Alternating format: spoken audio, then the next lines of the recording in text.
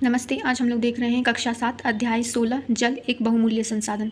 जल के विषय में बोला जाता है कि जल है तो कल है, यानी कि जल जो है इसके बिना कोई भी कार्य नहीं किया जा सकता। हम अपने दैनिक जीवन से लेकर औद्योगिक या और अन्य भी कार्य को देखें तो जल की आवश्यकता अत्यंत महत्वपूर्ण हो जाती है। उसी संदर्भ में जो है जल को इस चैप्टर में जो है शामिल किया गया है। जल दिवस के रूप में जो है हम लोग मनाते हैं 22 मार्च को, ठीक है। तो उसके बारे में बात की गई है और जिस प्रकार हमें जल की आपूर्ति होती है वो अन्य लोगों को आपूर्ति नहीं हो पाती है। बहुत सारे लोग जो हैं जल के लिए लंबी लंबी कतारें भी लगाते हैं।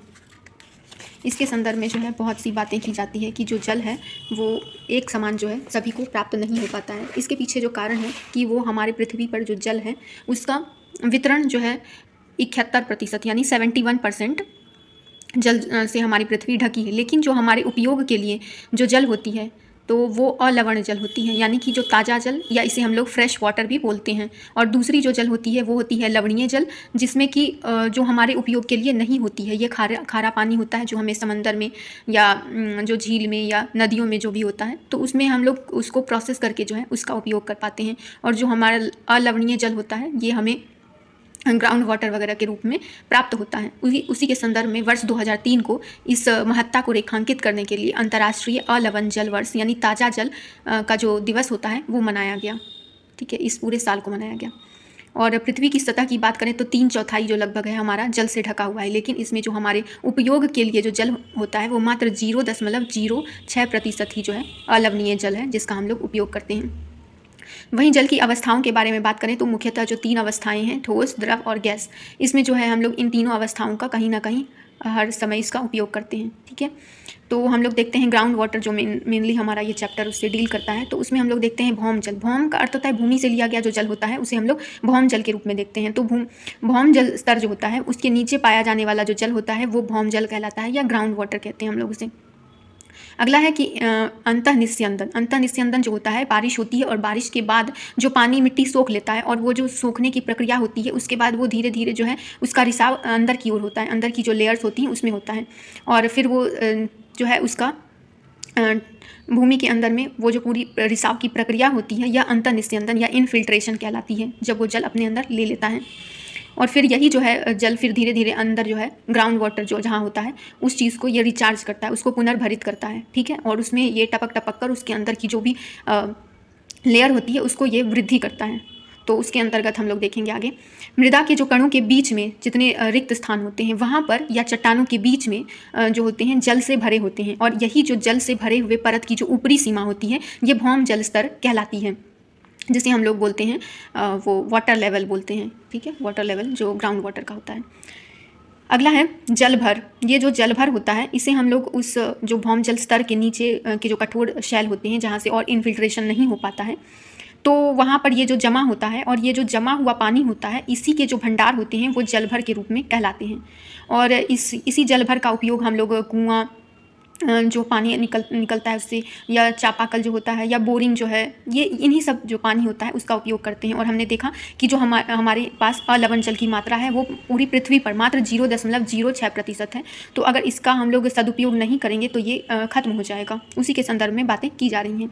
भौम जल स्तर का जो है नीचे गिरना ये बहुत से कारकों पर है, जिसमें कि पहला है हमारा जनसंख्या वृद्धि। जनसंख्या जिस प्रकार से वृद्धि करेगी उस प्रकार से जो है ये जल और नीचे गिरता चला जाएगा, क्योंकि जितनी जनसंख्या होगी उसकी जल की ज़रूरतें भी उतनी अधिक होंगी और हम लोग जल का और अधिक दोहन करेंगे। औद्योगिक क्षेत्र में क्या होता है कि आप कोई भी उद्योग ले लें या कृषि की जो भी गतिविधियां होती हैं जिसमें सिंचाई वगैरह जो भी होता है वो सभी हम जल के माध्यम से करते हैं। और वो जल कौन सा होता है, ये भौम जल होता है, यानी जो ग्राउंड वाटर होता है उसी को हम लोग एक्सप्लॉइट करके इस चीज़ का उपयोग करते हैं। वन उन्मूलन क्या होता है कि वन उन्मूलन जो करते हैं तो उससे भी जो है हमारा जल का स्तर होता है नीचे चला जाता है, क्योंकि हमने देखा जो इन्फिल्ट्रेशन की जो प्रक्रिया होती है ये पेड़ों के पास जो पानी होता है वो वहाँ से बहुत अधिक मात्रा में जो है नीचे चला जाता है। अगर ये वहीं अगर सपाट भूमि रहे तो वो जो है रन ऑफ के रूप में वो है बह जाता है। तो जितना अधिक वन होगा उतनी अधिक जो है इन्फिल्ट्रेशन होगी और जितनी अधिक इन्फिल्ट्रेशन होगी ग्राउंड वाटर रिचार्ज जो उतना अधिक होगा। और यदि अगर ऐसी प्रक्रिया नहीं होती है तो जो भौम जल स्तर होता है वो और नीचे चला जाता है।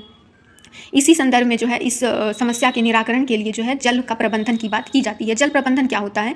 तो ये जल का प्रबंधन होता है कि जल संसाधनों का इष्टतम उपयोग, मतलब जो है हम लोग ऐसा उपयोग करें कि जो आगे की जो भी जनसंख्या होगी, जो भी आगे के जो हमारे फ्यूचर होंगे, तो उन सबको भी इस उपयोग का जो है मौका मिल पाए। और इस जल का जो है हम लोग सुनियोजित में जो है प्लानिंग के तहत हम इसका उपयोग करें कि इसका हम इतनी कम मात्रा में है और इसको अगर हम और अधिक दोहन कर लेते हैं तो जो भविष्य में आने वाली जो जनरेशन होगी उनको और नहीं मिल पाएगा ये जल, और फिर हो सकता है कि हमें ही आगे या ना मिले। तो इसके लिए जल प्रबंधन की बात कही जाती है। इसमें जल प्रबंधन की बहुत सी तकनीकें होती हैं, लेकिन जो मुख्यतः माना जाता है कि वर्षा जल संग्रहण, जिसे हम लोग बोलते हैं रेन वाटर जो होता है, रेन हार्वेस्टिंग जो ये भी होता है कहते हैं हम लोग। तो इसका अर्थ होता है कि बारिश के पानी को बहुत से तरीकों से अगर हम संचित करते हैं, उसे जमा करते हैं, तो ये वर्षा जल संग्रहण कहलाता है। जैसे तालाब में, झील में या ज़मीन के नीचे टैंक में जो पानी जमा करते हैं, ये वर्षा जल संग्रहण कहलाता है। यही वर्षा जल संग्रहण के बारे में दो इसका एग्जाम्पल बुक में दिया हुआ है। एक गुजरात का जो कच्छ क्षेत्र है, वहाँ की एक नदी थी रुक्मावती नदी, वो नदी जो है लुप्त हो गई थी और उस नदी को जो है लोगों ने पुनर्जीवित करने का प्रयास किया। तो एक जो है कम्युनिटी बेस में जो इस प्रकार की जो क्रियाएं की जाती हैं, वो लोगों को एक तरह से कह सकते हैं कि जल प्रबंधन की जो है मिसाल ये सब कायम करते हैं। वहीं अगर राजस्थान देखते हैं तो ये बहुत सूखा प्रदेश है लगभग, यहाँ पे बारिश भी कम होती है। और यहाँ का एक क्षेत्र है अलवर, यहाँ की 5 नदी जो है वो सूख गई थी। वो नदी कौन कौन सी है? अखेरी, रूपारेल, सरसा, भगिनी और जहाज वाली। इन 5 नदियों को इन लोगों ने, जो वहाँ के स्थानीय लोग थे, पुनर्जीवित किया और जल प्रबंधन की जो है मिसाल कायम की। वहीं अगर हम देखें कि सिंचाई के क्षेत्र में, क्योंकि सिंचाई में जो है बहुत अधिक जल का दुरुपयोग हम सभी करते हैं, तो उसके बचाव के लिए जो है 2 तकनीकों का इस्तेमाल हम कर सकते हैं। एक होता है ड्रिप सिंचाई, एक होता है स्प्रिंकलर सिंचाई। ड्रिप सिंचाई के माध्यम से जो है वो बूंद बूंद या जिसे हम लोग बोलते हैं कि टपकन विधि के द्वारा जो है उससे जल की बचत हो सकती है। वहीं स्प्रिंकलर जो सिंचाई होती है वो स्प्रिंकल की तरह होती है, वो एक ट्यूब में जो है बीच में लगाकर और उसमें पानी का जो फव्वारा टाइप से जो है निकाला जाता है, वो स्प्रिंकलर सिंचाई के तहत जो है हम लोग देखते हैं।